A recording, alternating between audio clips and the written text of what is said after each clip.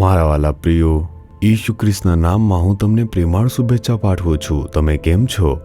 પ્રભુ ઈસુ ખ્રિસ્ત તમને ખૂબ જ પ્રેમ કરે છે, તેથી હંમેશા તમારે ખુશ રહેવું જોઈએ. ઠીક છે? શું તમે દુઃખી છો? શું તમને કંઈક અસર થઈ રહી છે? મને ખબર નથી કે શું કરવું. મને ખબર નથી કે આને કેવી રીતે સંભાળવું. આ જે છે તે મારી ક્ષમતાની બહારનું છે. મેં ઘણી બધી વસ્તુઓ અજમાવી છે, પરંતુ હવે મારા માટે કશું જ કાર્ય કરતું નથી. શું તમે પણ આવી કોઈ સ્થિતિમાં આવી ગયા છો? હા, મને આ સમસ્યા થઈ રહી છે. હું તેનો સામનો કરી શકતો નથી. મને ખબર નથી શું કરવું. શું આમ વિચારો છો? પ્રભુ આજે તમારી સાથે વાત કરી રહ્યા છે. કોઈ કાર્ય તમને અસર કરે છે. કંઈક છે જેનો સામનો કરવામાં તમે અસમર્થ છો. તમે તેનો સામનો કરી શકતા નથી, દૂર કરી શકતા નથી, તેથી તમે ભયભીત થઈ રહ્યા છો. અને શું કરવું તે જાણ્યા વિના તેના વિશે વારંવાર વિચારો છો અને પછી મૂંઝવણમાં આવી ગયા છો. પ્રભુ તમારી સાથે વાત કરે છે. તે શું કહે છે જો તમે આમ પૂછો છો તો? નિર્ગમન તેના 14મા અધ્યાયના 13મા વચનમાં જુઓ. ગભરાશો નહીં, મક્કમ રહો અને તમારો બચાવ કરવા પ્રભુ આજે શું કરશે તે તમે જોશો. એટલે કે ગભરાશો નહીં અને સ્થિર રહો. પ્રભુ તમારા માટે શું કરે છે તે તમે જુઓ. આમ પ્રભુ કહે છે. અહીં જે છે ઇઝરાયેલના જે લોકો છે, પ્રભુના લોકો, પ્રભુ તેમને ઇજિપ્તની ગુલામીમાંથી મુક્ત કરી નાખ્યા હતા.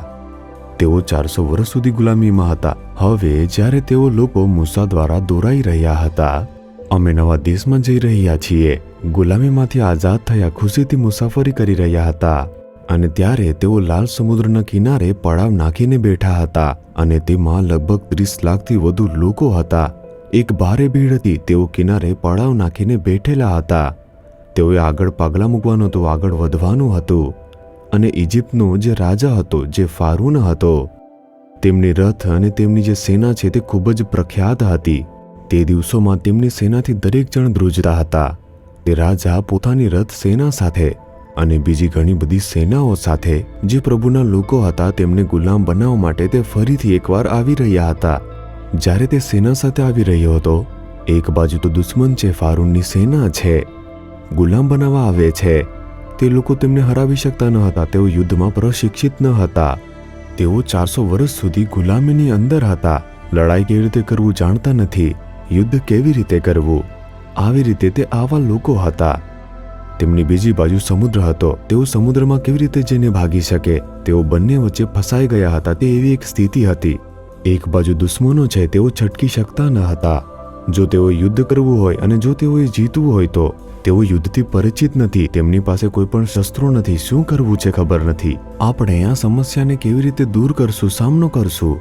એક ભય. દરેક જણ મૂંઝવણમાં હતું. શું થશે? વિનાશ આવવાનો છે, બસ આટલું જ. જ્યારે તેઓ પરિસ્થિતિને જુએ છે ત્યારે ગભરાઈ જાય છે કે આજે અમે સમાપ્ત થઈ જવાના છીએ. અને તે સમયે પ્રભુ મૂસા દ્વારા વાત કરે છે કે ડરશો નહીં, તમારે લડવાની જરૂર નથી. હું જાણું છું કે તમે લોકો લડી શકતા નથી. તમારી પાસે ન તો તાકાત છે કે ન તો ઓળખાણ છે. તમે આ સમસ્યાનો સામનો કરીને તેના પર જીતી શકતા નથી. તેથી તમે લોકો માત્ર સ્થિર રહો. પ્રભુ તમારા માટે લડે છે તે જુઓ. માત્ર જુઓ, સ્થિર રહો અને જુઓ. આટલું જ. સ્થિર રહો, ખાલી તમે જુઓ, હું તમારા માટે લડીશ. આમ પ્રભુ કહે છે.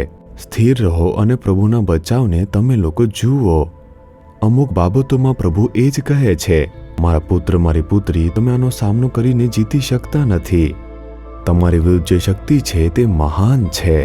તો પછી મારે શું કરવું જોઈએ? માત્ર ઊભા રહો અને તમે જુઓ. હું તમારા માટે લડીશ, એમ પ્રભુ કહે છે. શું આવું છે? શું પ્રભુ પણ મારા માટે લડાઈ કરશે?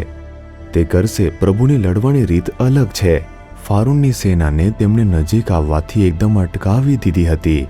તેમણે અગ્નિનો થાંભલો તેમની વચ્ચે લાવી મૂક્યો. તમે લોકો મારી બાળકોના નજીક ન આવો. બીજી બાજુ તેમણે સમુદ્રને 2 ભાગમાં કરી નાખ્યા. તેમાંથી ચાલો. ગભરાશો નહીં, માત્ર સ્થિર ઊભા રહો અને જુઓ. દુશ્મનને રોકી દેવામાં આવ્યો. બીજો રસ્તો ખોલી દેવામાં આવ્યો. તેઓ તે માર્ગ ઉપર ચાલી રહ્યા હતા. એક વિસ્મય. આટલું જ. જ્યારે તેઓ સમુદ્રમાંથી પસાર થતા હતા, સમુદ્રમાં ફારૂનને અનુસરણ કરવાનું પ્રભુએ નક્કી કર્યું. અને જે સમુદ્ર 2 ભાગમાં હતો તેની સૂકી જમીન ઉપર તે ફારૂન તેમને અનુસરવા લાગ્યો. પ્રભુ, આ દુશ્મન હજુ પણ અમારો પીછો કરી રહ્યા છે. અરે તમે જુઓ. તમે માત્ર સ્થિર રહો અને માત્ર જુઓ. હું તમારા માટે લડીશ. તે સેના ઘણી મોટી છે. ફારૂનની સેના મોટી છે.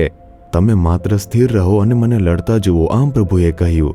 પ્રભુએ સમુદ્રને પાછા ભેગા કરી દીધું અને દરિયાની અંદર તે સેના ડૂબી ગઈ, તેનું લશ્કર ડૂબી ગયું હતું. આ રીતે પ્રભુ લડાઈ લડે છે. તે એવી વસ્તુ કરે છે જે આપણી સમજમાં આવતી નથી. એ માટે આપણે શું કરવું જોઈએ? સ્થિર રહો અને માત્ર જુઓ. આમ પ્રભુ કહે છે. કેટલીક બાબતોમાં તે કહેશે કે તમે કરો, જાઓ તમે લડાઈ કરો, તમે કરો. જ્યારે આપણે તે કરી શકતા નથી, તે કહે છે સ્થિર રહો, હું કાળજી લઈશ. તમે આવી પરિસ્થિતિનો સામનો કરી રહ્યા છો. પુત્ર, તું એ કરી શકતો નથી. તું સ્થિર રહે, હું કાળજી લઈશ.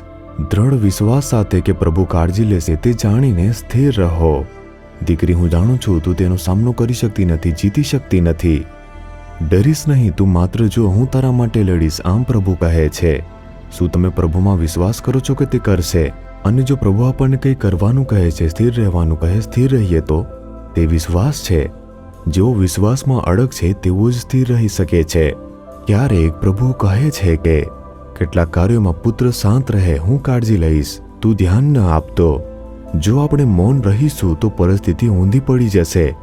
તમે શા માટે એવું કંઈ કરવાનો પ્રયાસ કરો છો જે તમારા માટે અશક્ય બાબત છે? એવું કંઈ ન કરો જે પ્રભુએ તમને કરવા ન કહ્યું. જો તે તમને લડવા કહે તો તમે લડો. જો તમને કંઈ કરવાનું કહે તો તે કરો. જો તે તમને શાંત રહેવાનું કહે તો સ્થિર રહો. તે તમારું રક્ષણ કરશે, આશીર્વાદ આપશે. ઠીક છે? તે આજે શું કહે છે કે ડરશો નહીં, સ્થિર રહો અને માત્ર જુઓ, હું કાળજી લઈશ. એમ પ્રભુ કહે છે. વિશ્વાસ સાથે કહો કે હે પ્રભુ, હું શાંત રહીશ, હું ડરીશ નહીં, હું સ્થિર થઈને જોઈશ. તમે મારા માટે ચમત્કાર કરશો. ઈશુના નામમાં આમેન, આમેન.